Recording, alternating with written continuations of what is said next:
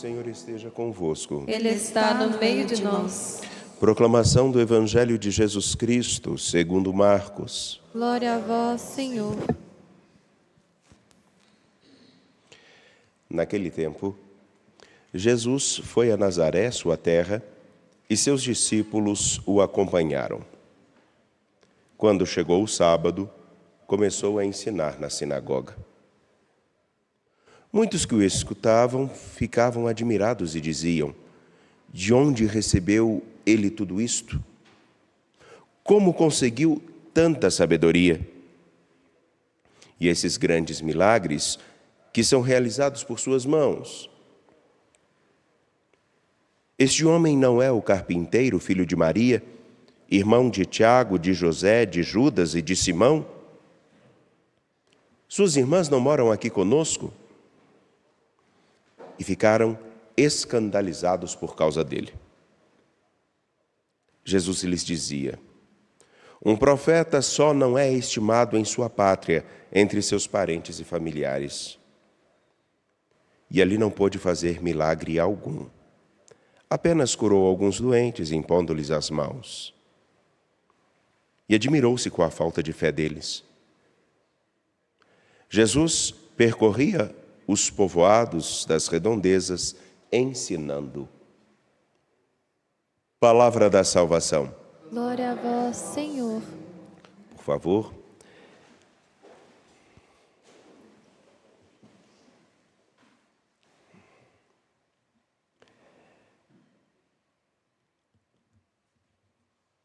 A leitura que nós escutamos do livro de Samuel, ela parece uma coisa que não tem o menor sentido a princípio, porque se não fosse o fato do texto bíblico dizer que Davi procurou fazer um censo entre todos do seu reino para saber o número de pessoas que tinha, que não fosse um desejo de saber qual a sua força bélica para uma guerra, passaria desapercebido, porque afinal de contas nada mais natural do que um rei, um presidente ou o líder de um determinado lugar saber qual o número do seu povo. É preciso saber quantos missionários existem na comunidade Canção Nova? É preciso saber o número de pessoas que trabalham em determinada empresa? Se não fosse o fato dessa citação, nós faríamos a seguinte pergunta: e o que tem a ver saber o número de pessoas que existem num país? Por que Davi, então, ficou com remorso? A coisa mais natural do mundo. É preciso saber isso para prover recursos, para cuidar dos lugares que são ocupados por pessoas, como, por exemplo, toda cidade, todo município deve ter atenção aos lugares aonde a população cresce, para que a infraestrutura seja fornecida para que essas pessoas tenham aquilo que é direito delas. É, no mínimo, uma obrigação. O problema é que Davi sempre, como todos nós, flerta com uma tentação que todos nós temos: acreditar mais em nossa força, em nossa habilidade, em nossos recursos, no caso aqui, recursos para uma guerra, do que realmente acreditar naquele que o fez rei, naquele que tira o seu povo do Egito, daquele que o acompanha, daquele que fez com que o povo de Deus vencesse no deserto de Siquém, e marca que Davi, em algumas circunstâncias, deixa o seu coração inclinar-se para aquilo que é a desconfiança com o seu Senhor.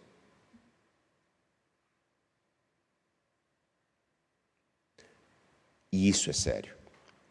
Porque é isso que vai fazer com que Davi comece a fazer determinadas alianças e se agravem com seu filho Salomão.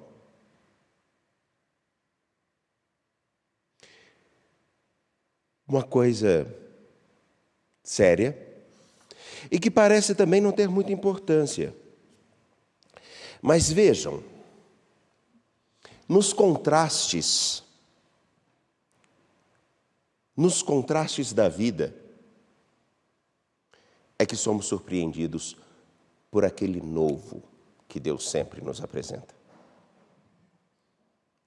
Para entender isso, permitam-me.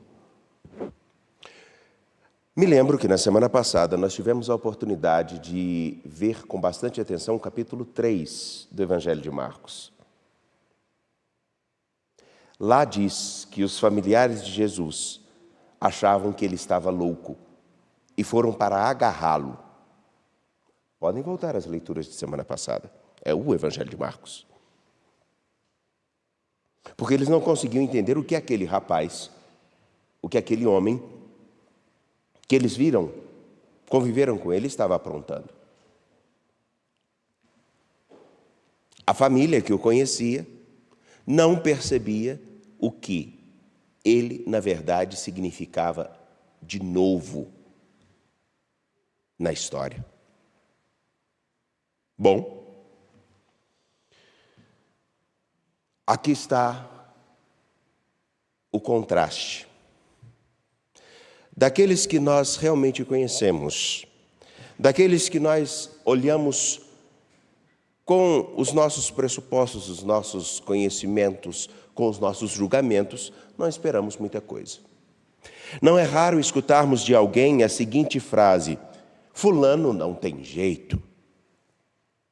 E daí então, passado um tempo, algumas dessas pessoas que são o objeto dessa frase, não tem jeito, nos surpreendem porque tomam jeito. Reconstroem suas vidas. Aqueles que eram extremamente agitados, talvez até com a devida expressão quando éramos pequenos, no meu tempo se falava assim, hoje não se pode falar isso não, mas no meu tempo eu me lembro que uma tia falava assim, mas você é muito encapetado. E eu sempre fui tão quietinho. E daí então, outro dia encontrei com ela falou assim, nossa, mas você nem parece aquele menino que ficava daquele jeito. E eu aprontava, só Deus. Ou outras circunstâncias, aqueles que achamos que não poderiam, por causa de dificuldades no ensino, se tornarem pessoas que se dedicassem ao estudo, e hoje são estudiosas, muito estudiosas e educadoras. Contrastes. Os familiares de Jesus não conseguem perceber quem ele é, mas também o seu povo. Olham para ele e fazem a seguinte pergunta: quem é este rapaz? De onde saiu tudo isso? Nós conhecemos sua família, nós conhecemos o núcleo familiar, o seu clã. Por isso, o clã não significa ser irmão de sangue, mas isso é firula que não vou ater-me a isso. Eles não conseguem identificar em Jesus alguma coisa nova. Não se abrem a esse novo. E daí então, é preferível acreditar naquilo que nós desconhecemos do que no que nós conhecemos. Basta vermos. Se alguém chegar que não conhecemos e apresentar uma sentença louca como um tratamento, uma novidade de tratamento, deixa-se de seguir o médico e passa-se a escutar um charlatão que está na internet.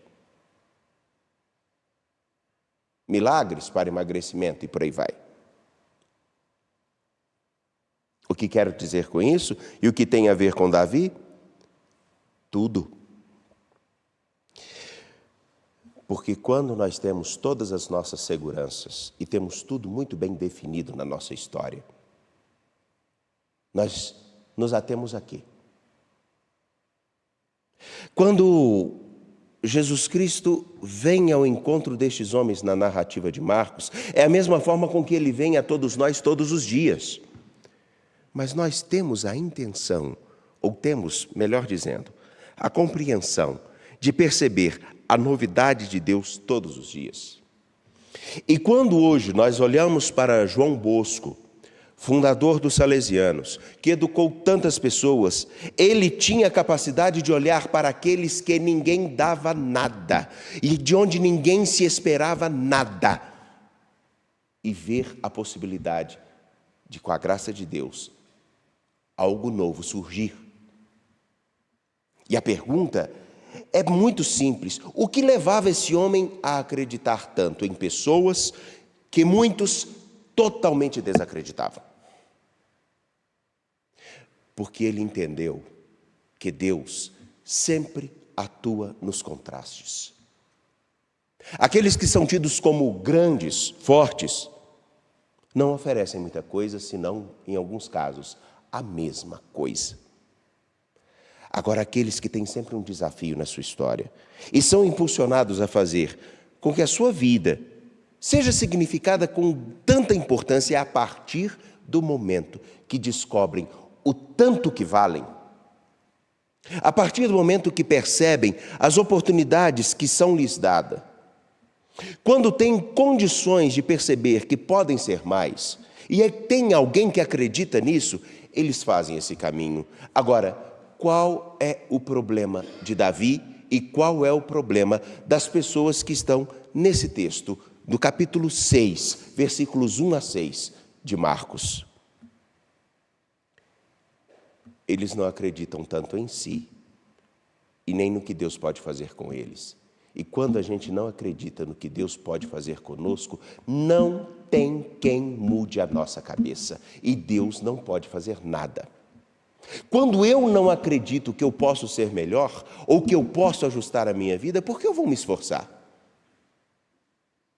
Quando eu acredito que realmente eu carrego a síndrome de Gabriela, eu nasci assim, vou crescer assim e vou morrer assim, o que adianta tentar mudar alguma coisa? Se eu não acredito nem em mim e não faço nada, o que aquele que me estende a mão pode fazer?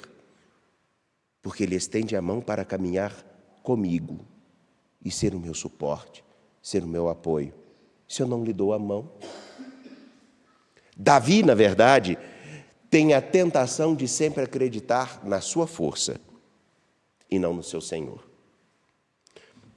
Estes que fazem essa pergunta: de onde ele recebeu tudo isso? Como conseguiu tanta sabedoria? E esses milagres que são realizados por suas mãos? Ele não é o filho de Maria? Não conhecemos aqueles que são seus parentes, Tiago, José, Judas e Simão? Suas irmãs, os seus familiares não estão aqui conosco? Nós o conhecemos. Quem é ele para fazer isso? É porque eles simplesmente preferem ficar exatamente com o que enxergam todos os dias e deixam de ver o novo que se apresenta. Só consegue fazer algo novo e ajudar pessoas a descobrirem coisas novas quem vê a novidade todos os dias. E Deus é uma novidade todo dia. O problema é nós todos os dias estamos atentos a essa novidade? Que o Senhor nos ajude a fim de que, como tantos, Paulo, o próprio Senhor Jesus Cristo, que nós possamos, como João Bosco, Jonas Abib, Padre Léo ou tantos outros, que nós possamos lembrar de homens que descobriram que a grande novidade da vida é ver as surpresas que Deus todos os dias faz conosco. Mas, por estarmos tão acostumados e preferirmos ficar sempre na mesma página, deixamos de olhar cada novidade como uma grande surpresa. E toda pessoa é uma novidade, todo dia. Talvez seja exatamente por isso que muitos casamentos as pessoas se afastam, porque deixam de ver a novidade que o outro sempre pode oferecer, ou se acostumam a oferecer sempre o que tiveram e o que têm para oferecer. Nunca tiram nada de si que seja um pouquinho melhor. Que o Senhor nos ajude a vermos o novo e a fazermos de nossa história uma novidade. De pé, apresentemos nossas preces.